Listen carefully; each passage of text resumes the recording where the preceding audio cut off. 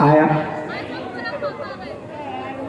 अब ये नहीं पता चल पा रहा था कि ये किसका पुष्प है, किस वनस्पति का पुष्प है, लेकिन सुगंधी बड़ी दिव्य थी। अच्छा, नवरात्रि आने वाली थी, सो पुष्प लेकर के द्रौपदी जी संयोग से भीम वहां बैठे थे, भीम के पास आई और आकर के द्रौपदी जी कहने लगी, आर्यपुत्र देखो ना कितनी विचित्र खुशबू इसमें है। ये नहीं पता चल पा रहा है कि ये किसका पुष्प है, लेकिन है बड़ा दिव्य। ऐसा करो, ये उत्तर दिशा से बहता हुआ गंगा जी में आया है, वहीं से मैंने प्राप्त किया है, तो जरूर कहीं उत्तर दिशा में ये खिलता होगा। ऐसे आप 108 फूल हमें ला दें संग्रह करके, क्योंकि 2 दिन बाद नवरात्रि का पर्व आ रहा है और ऐसे 108 अगर पुष्प मुझे मिल गए तो फिर मेरा काम हो जाएगा। क्या काम हो जाएगा? द्रौपदी जी कहती हैं कि जगत जननी दुर्गा की पूजा करूं, जगत जननी दुर्गा पूजा करूं मैं, जगत जननी दुर्गा की पूजा करूंगी, जगत जननी दुर्गा की पूजा करूंगी।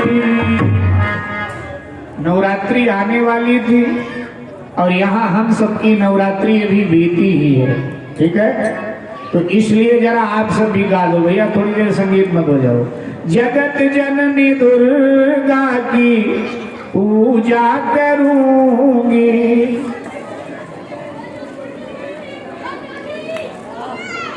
मुझे तो लग रहा है कि नवरात्रि से अब तक आप लोगों का व्रत ही चल रहा है शायद, इसीलिए आवाज नहीं आ रही। अच्छा, मैंने सुना है कि भंडारा बन रहा है। अच्छा, एक सज्जन कह रहे थे कि महाराज भंडारा कहाँ बन रहा है, मैं उधर बैठा था। मैंने कहा भाई हम तो बाहर से आए हैं, पता नहीं। तो सामने तो नहीं बन रहा है, लेकिन अब मुझे पता हो गया है, तो जहां भी बैठे होंगे सुन लेंगे, भंडारा पीछे बन रहा है, पंडाल के पीछे बन रहा है। मैंने देख लिया है भंडारा, इसलिए चिंता मत करो, बस थोड़ी देर और गवाऊंगा आपको। जरा एक बार गा दो बिना संगीत की। जगत जननी दुर्गा की पूजा करूंगी।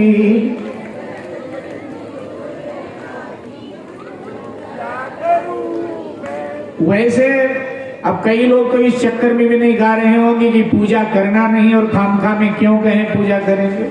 अरे करो चाहे ना करो, कहो आजकल कह दिया जाता, कौन करता है भाई। नवरात्रि आती है तो माँ के मंदिर में बैठकर ज्योत जल रही है और कई लोग गाते हैं कि जो माता जी तानो चूनी आती लोड़ है, वो माता जी तानो चूनी आती लोड़ है, चूनिया चढ़ावनी 1000 माता जी उठे तेरी गलो मोड़िया, चूनिया चढ़ावनी 1000 माता जी उठे तेरी गलो मोड़िया।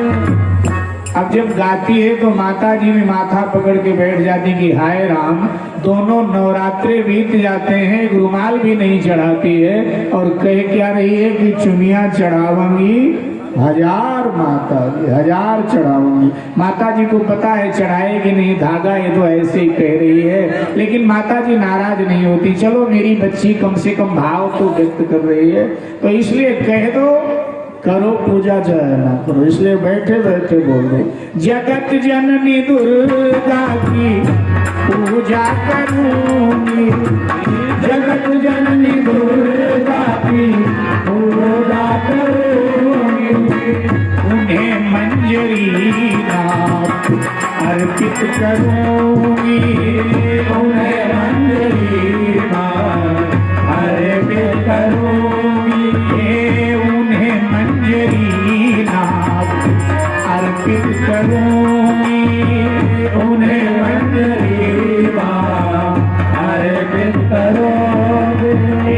वो दुनिया को देती है शक्ति शिव भक्ति दुनिया को देती है शक्ति भक्ति, उन्हीं का ही मैं अर्चन करूंगी, उन्हीं का ही मैं अब तो अर्चन करूंगी। जगत जननी दुर्गा की पूजा करूंगी, जगत जननी दुर्गा की पूजा करूंगी। उन्हें मंजरी नाथ अर्पित करूंगी, उन्हें मंजरी नाथ अर्पित करूंगी।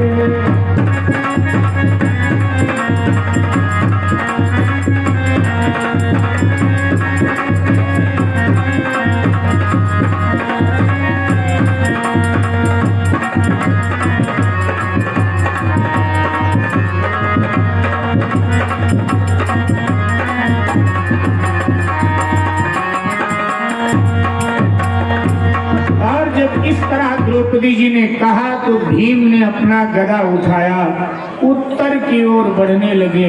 दुर्गम मार्ग को भी वो अपने गदाओं से जो शिलाखंड है उनको तोड़ देते हैं, वृक्षों को उखाड़ देते हैं, गैंडे हाथी आते हैं, गदा मार कर उनके मद को चूर चूर कर देते हैं, अनेक सिंहों को भी पछाड़ते हुए भीम आगे बढ़ रहे हैं, खोज कर रहे हैं, लेकिन कहीं भी वो पुष्प दिखाई नहीं दे रहा है, किसी भी वनस्पति पर, किसी भी वृक्ष पर नहीं दिखाई दे रहा है।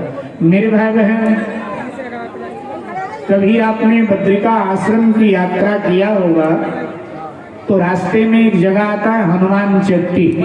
तो हनुमान चट्टी पर जब वो पहुंचे तो ये घटना घट गई। वहां श्री हनुमान जी महाराज भगवान श्री कृष्ण के इच्छानुसार बूढ़े वानर का विशालकाय वेश बनाकर बीच रास्ते पर पड़े थे। सो भीम को लगा कि अब जाए तो किधर से। अच्छा, किसी को लांघना नहीं चाहिए, किसी व्यक्ति को लांघ के नहीं जाना चाहिए, शास्त्रीय दृष्टि में अपराध माना जाता है। तो लगा कि लांघ करके जाएंगे तो अपराध होगा, तो भीम ने मेरे भाई बहन आप कहा कि हे भाई रास्ता खाली कर दे, हट जाए यहाँ से, मुझे आगे जाना है।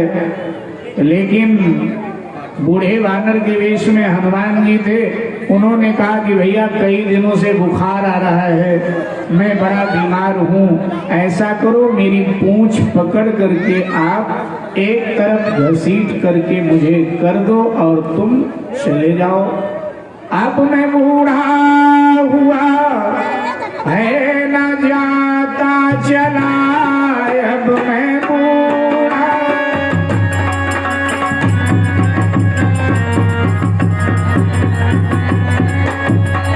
अब मैं बूढ़ा हुआ है न जाता चला, अब मैं बूढ़ा।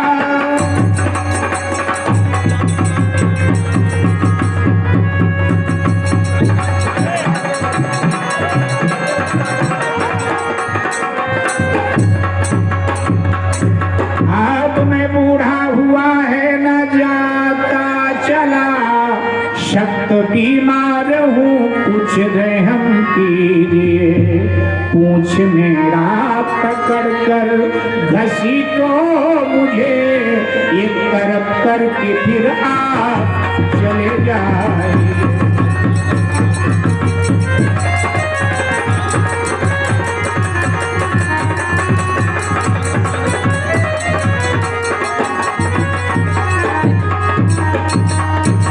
भीमसेन ने हनुमान जी की पूंछ पकड़ी, उठाने लगा, लेकिन हनुमान जी की पूंछे नहीं उठा पाया, पूरा दम लगा दिया, पसीने पसीने हो गया। लेकिन पूंछ हिला नहीं पाया। और जब पूंछ हिला नहीं पाया तो हाथ जोड़कर भीम कहने लगा, हे महापुरुष आप कौन हैं? क्योंकि आपकी जो पूंछ है मेरे लिए भगवान शंकर का धनुष हो गया। तो अब आप बताइए महाराज आप हैं कौन? और तब श्री हनुमान जी अपने वेश में आ गए और कहा, भीम मैं पवन पुत्र हनुमान भाई तेरा मैं।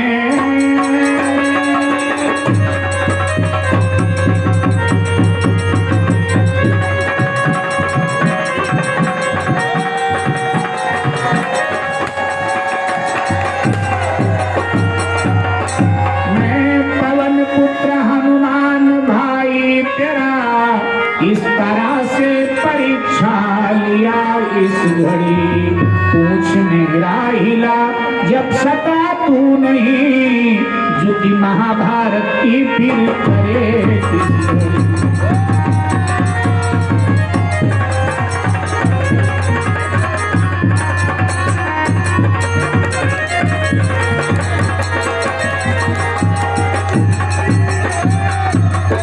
भीमसेन मैं हनुमान हूँ। एक बात बता, जब मेरी पूंछ नहीं हिला पाया तो जिस महाभारत के युद्ध में बड़े बड़े विश्व के योद्धा आएंगे वहां भला तू कैसे युद्ध करेगा? आ मेरे गले में। और जब भीमसेन हनुमान जी के गले लगा, हनुमान जी ने जोर से भीमसेन को दबाया, वो चिल्ला पड़ा। हनुमान जी ने छोड़ दिया और कहा, अगर तू चिल्लाता नहीं तो मैं अपने जैसा तुझे बलवान बना देता, लेकिन तूने घाटे का काम किया, आगे नहीं बढ़ना है, क्योंकि आगे देव यक्ष गंधर्वों का निवास है, वहां जाना प्राणों से खेलना है, इसलिए यहीं से वापस जाओ। हनुमान जी ने जब कहा वापस जाओ, भीमसेन ने कहा कि मैं चाहता हूं कि जो युद्ध कुरुक्षेत्र में महाभारत का लड़ा जाएगा आप उसमें हमारे पक्ष से युद्ध करें। हनुमान जी हंस पड़े, बोले जैसे भगवान श्री कृष्ण का आदेश होगा। मेरे भाई बहन, जब युद्ध का समय आया तो अर्जुन ने, भीम ने, सबने भगवान से कहा कि हनुमान जी को उतारो ना युद्ध में, तो भगवान हंस पड़े। भगवान ने कहा इतने छोटे युद्ध में, जय जय श्री सीताराम, कहा कि अगर इतने छोटे युद्ध में मैं हनुमान को उतार देता हूं तो इसमें हनुमान का बड़ा अपमान होगा। तो भीम अर्जुन कहते हैं, जय जय श्री सीताराम।